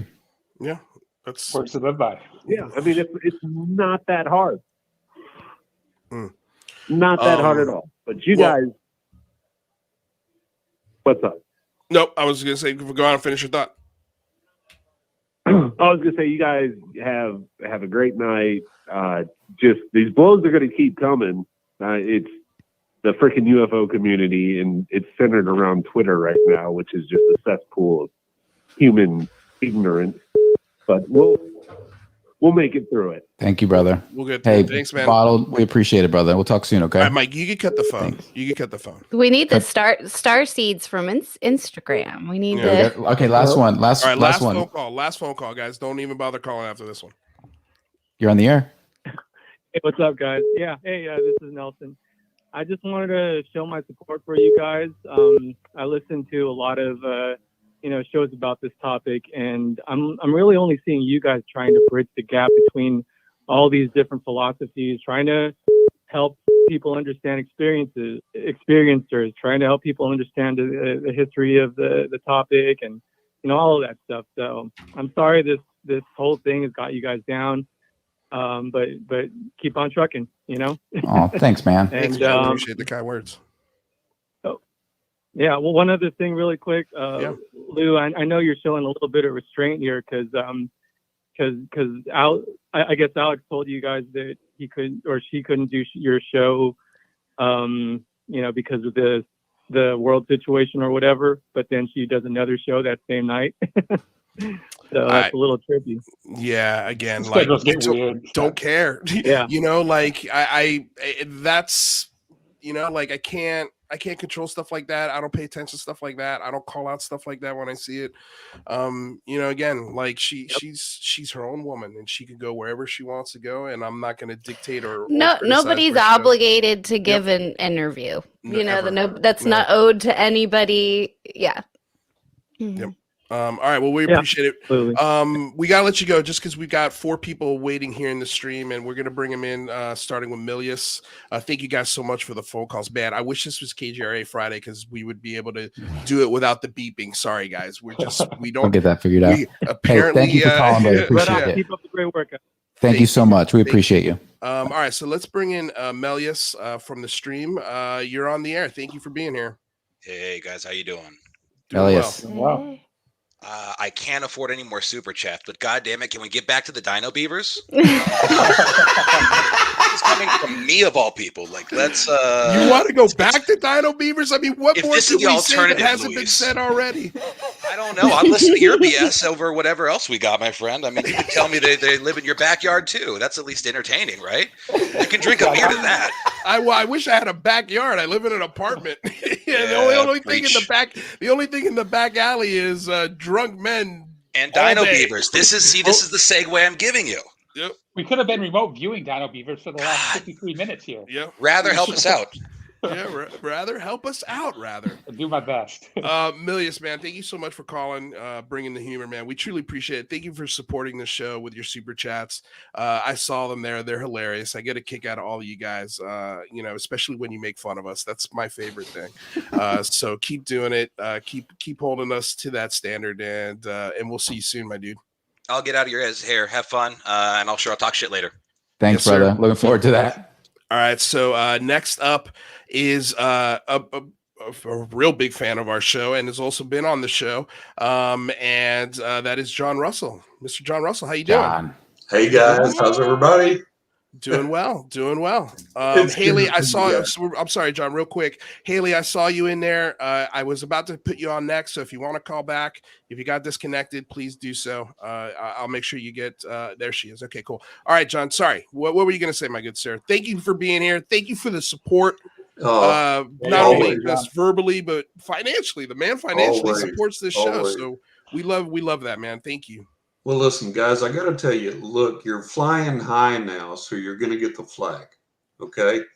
And you have to understand that anytime you have a passion for something and you realize the truth behind that passion, you're going to get attacked. You're going to face obstacles. You're going to face problems. You're going to face people with egos. You're going to face people with their own agendas. And it's just the fact of life. It's just the way it is. So you get used to that. And what you do is you say, look, what I'm doing is important enough that I believe in it. I'm going to continue it. I'm going to present it in the best, most truthful manner that I can. And you don't let people divert you from that. And you are going to be attacked again, over and over and over, as I have over the years. Looking forward to that, John. And with Rather, people say, well, Rather comes in with all this skeptical stuff and this and blah, blah, blah, blah. No, what Rather is doing is saying, okay, you have this experience. Could it have been this? Well, no. Okay. Could it have been that? Is there a logical explanation that would take it away from that? I've done that in my paranormal investigations. And a lot of times when people have claimed something, I've discovered that, no, that wasn't what it was. It was misinterpretation, overactive imagination, drug use, drug abuse, mild mental illness, et cetera, et cetera. Okay. So not everything we think we're experiencing is. And that's all Rather's doing is just saying, okay, what about this? Let's eliminate that. Was it this? No. Okay, well, let's eliminate that. Are we getting down to something that there's no logical, rational explanation for? And if we're there, then great, let's take that and go with it. And that's all Rather's doing. He's not being a jerk. He's just Appreciate that, John.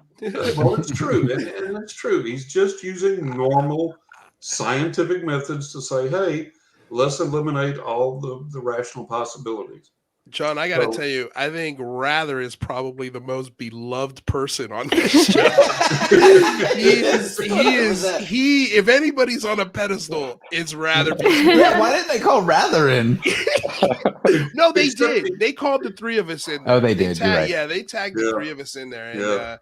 And that's why I stuck up for us, because I know what we're trying to do here. And John, listen, look, there's what we're dealing with here in the paranormal community and in the UFO community. We are dealing with some wild, outrageous things.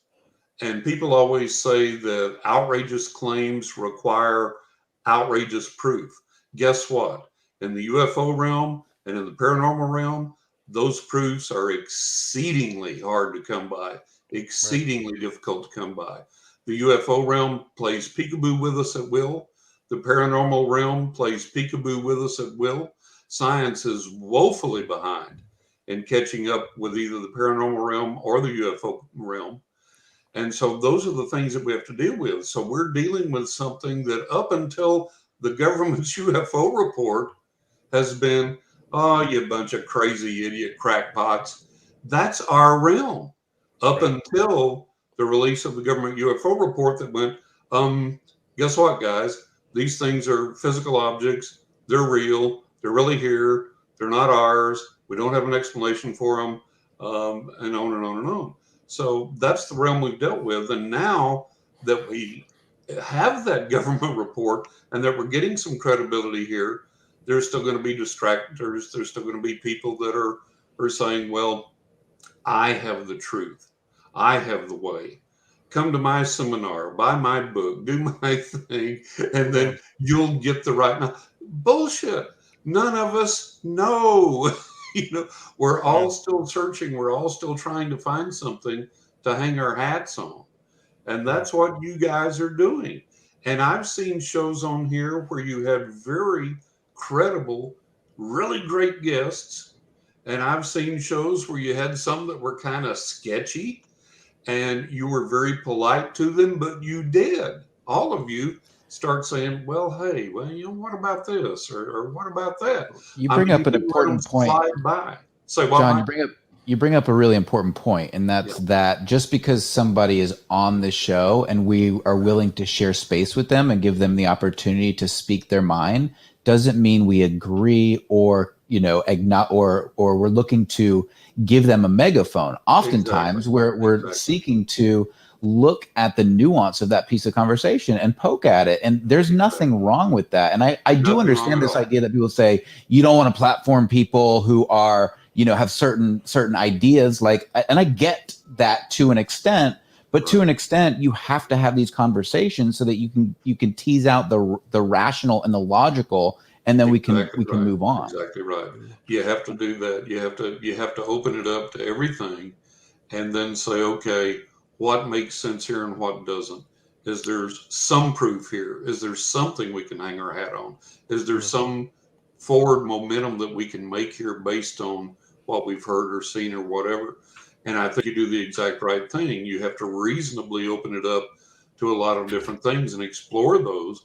And that's what I've done in my paranormal investigations. I've said, okay, let's follow this. Let's see where it goes. And it either turns out to be bunk and you dismiss it, or it turns out to be something realistic that you say, okay, well, I've learned something here. I need to learn more. Or it's something that you say, well, I can't make a decision either way. We kind of got to put it on the back burner until we can figure out where this thing goes. But, you guys are doing all the right things, all the right ways. I mean, look at Big Phone Home, for Christ's sake. Nobody's ever done anything like this, guys. So, look, again, you're going to get your detractors. You're going to get people with the ego come in and go, well, you're not doing it this way, so you're doing it the wrong way, which translates to you're not doing it my way, so you're doing it the wrong way. Right. And you know, you're just going to have more and more flack the higher you get, and you get used to it and you deal with it, and you just keep being true to yourself and true to your subject and true to what you've been doing, and you're going to be okay. Yeah. Thanks, brother. John, Appreciate I it, John. appreciate everything you do for the show. Truly, You're welcome. thank you for the kind words, and we should have you back on soon. It's been a while, but we'll talk to you soon, my friend. Thank you so much. Great. Thanks, Guys. God bless. Hang in there. Yes, sir. Thanks, John. Okay, so we've got 2 or 3 more people in hold. NeuroStream was here, but I think he just popped out. Next up, real quick, she just wanted to say hello. Haley M., how are you? Thank you so much for calling in. Hey, I'm doing good. Can you guys hear me? Yes, we can. Mm-hmm. Yeah. Awesome. Right on. This is like, I'm an 80s and 90s kid, so calling into my favorite station back in the day was like, oh my God, I'm on the radio. Do you have a lover, and would you like to request a song? Yeah, exactly. Oh yeah, that was like story of my life. Oh man, yeah, go 80s kids. Woo. I just wanted to say how much I appreciate you guys. I'm an experiencer. I've seen a few things. You guys elevate the conversation, and I just appreciate that. Lou, I appreciated your conversation earlier. Called in, had a difficult but important conversation, and it ended with peace and love and grace. And I just want to say, keep it up. That was really tough, but it was important. And I love you guys, and I'll let you go. Oh, thank you, Haley. Thank you, Haley. God, warm my heart, my lady. Thank you so much. Okay, so we've got one more caller, and then we're going to get out of here, you guys, because we're already 3 minutes over the show. But let's see. Colin, thank you so much for being patient backstage. We really appreciate it. I think you're muted, sir. Oh, really? Nope. Oh, no, you're good. No. Okay, there you go. I thought you were for a second. Okay, that's my mistake. Panicked the hell out of me there, Lou. Hey, I did be real quick. Kia ora, Aotearoa, or hello from New Zealand. Love you guys. Love all that you do. Jane, great to see you on the show representing. And I was part of that rant earlier on in the background. You dropped out, Lou, before I said my piece. But basically, if everybody role modeled themselves on the way you guys behave, the community would be in a whole better place. Keep doing what you're doing. You're doing great work. I really appreciate it. And shout out to my wife, Annie. We love you. Watch you every chance we get. Oh, man. Colin, thank you so damn much. These last 2 calls have absolutely... Okay, Thanks, we're on the Colin. right path. We're on the right path, Colin. Thank you so much. You are. You keep going down that path. You're going the right way. Just speak up. I appreciate it. Call back anytime with that wonderful accent. God, I could just read me redfish, bluefish, and I'll go right to sleep. Thank you, sir. We'll see you soon. Thanks, Colin. And give our love to your wife. What's her name again? Annie. Thank you so much, my darling. We love you all the way from California, Texas, and Washington. We'll see you. Thank you. Don't forget Orlando. See ya. Or that's right, Orlando. Well, Florida's not a state. Everybody knows that. All right, you guys. So that was the show. Michael, thank you so much for coming on your day off to. I know you didn't want to do this. I woke up this morning. I was like, I am not responding to UFO Twitter today. Yeah, and then I was like, you know what? I'm going to. Yeah, again, like if it's wild that this is the show that is the adults in the room. Like, how did that happen? Like, how did we become the adults in the room trying to have hard conversations? What do you got, Jane? I just have like a pillow with alien on it, and I thought you were gonna bring the adults in the room. I have like UFO toys and things. Bring Blurg on and. Hey, one of these days, Blur might have to make a Wednesday appearance. Yes. So you guys check out the Discord after the show. Gary's going to be in there. So if you have any questions for UAPX, I'm sure he's got no issues answering them for you. Appreciate your support. And hopefully somewhere down the road, all of this stuff works itself out. We'll see. Go hang out with Gary. Go hang out with Gary. Before we get out of here, of course, I want to say thank you to the sponsor, BlueMarlinChronicles.com, purveyors of the world's finest fishing tackle since 1995. I want to say thank you to DOS Tapes. They provide all of the tunes that you hear on the show. Their Bandcamp link is in the description below. Don't forget, this show will be available on our podcast, Spotify, iTunes, anywhere you find your favorite podcast. thank you so much for the Patreon supporters out there. I know this list at the end of the show is not correct. I know there's names that are doubled. We're working on it. We're going to fix it. I promise you. Kelly Dodge is on the case. So I hope to have that for you by next week, if not the week after. So please be patient on that. And also want to say thank you to everyone who donated in the super chat today. You guys came incredibly strong, wonderfully supportive. UAP, thank you so much. NP also had donated. I'm not sure if I called that NP's donation, but thank you, my friend. It is an absolute, all of you guys. Again, we are a public access channel. We are funded by viewers like you. We are the PBS of the UFO community. We do our power in every respect to make sure that none of these shows are hidden behind a paywall for any period of time. We give it to you as we do it. If you decide to give us money, it's because you like the show. And so thank you. And if you don't give us money, like, subscribe, share, ring the bell. Those are just as good as dollars. And they go to making sure more people find us and hopefully join this progressive UAP movement. So appreciate everyone being here. Lou, now I've become deaf. You've got to, that's a great comment. No, rule number 1, never talk about UCR. Rule number 2, you don't talk about UCR. Wait, where is it? I don't see it. It's a little bit of it. 906. 906. Okay, there you go. Excellent. I love it. Michael, you've got a show coming up tomorrow that's gonna be a lot of fun. Yes, Kurt Jaimungal will be joining us. If you haven't heard of Kurt, he's got an amazing YouTube channel. Go check it out. Theories of Everything with Kurt. And I'm super stoked to talk to him tomorrow. So I definitely look forward to it. That's going to be fun. Yeah, we're going to have a Jane, blast. what are you working on, my lady? Yeah, I'm working on a video. I missed the crash week, but I'm working on a UFO crash video. And got a live stream Halloween party this Friday night. Yes. So NK Cranda will be literally in the house. I'm going to try and make that. My family's coming in from Florida. I would try to be there. Yeah, and hopefully some few guest call-ins, so it'll be a lot of fun. So come hang out with us this Friday night. Rather, what do you got going on? Yeah, I'm just trying to stay away from UFO Twitter. Trying to find a new idea for a new video for my channel rather than Twitter. Love it, man. Love it. All right, you guys. Well, thank you so much for coming aboard and getting weird with us here on another episode of the Unidentified Celebrity Review.